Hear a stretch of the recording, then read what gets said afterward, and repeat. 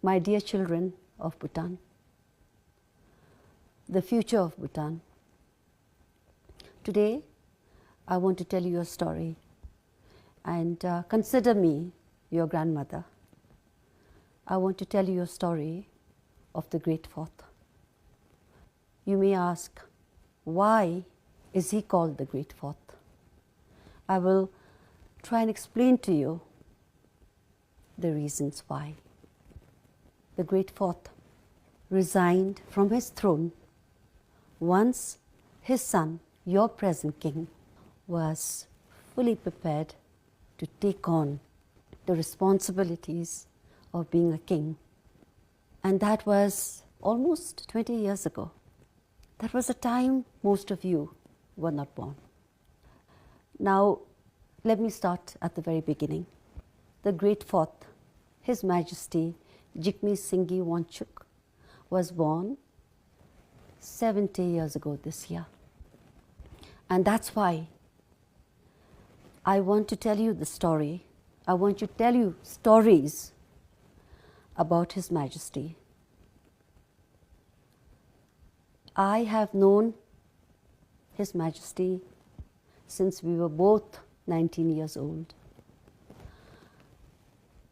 And so I have seen His Majesty work for the greater good of this country almost 24/7. He always put the welfare of his people and his country above everything else. And now,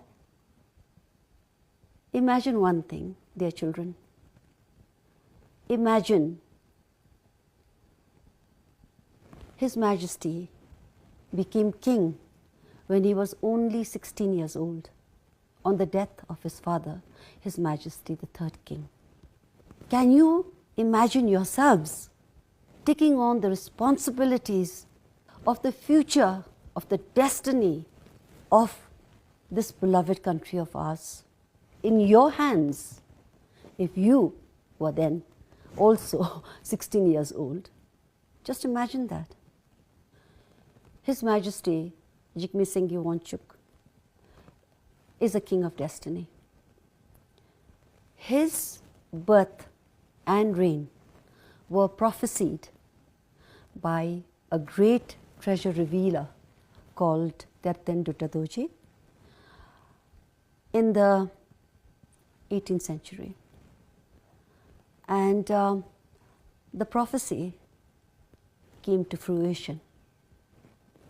His Majesty was born on 11th November in the Dishichule Palace in 1955.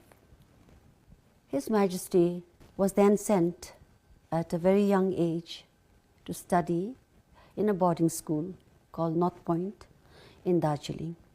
And thereafter, His Majesty went to a school called Summerfield in England and later to Heatherdown.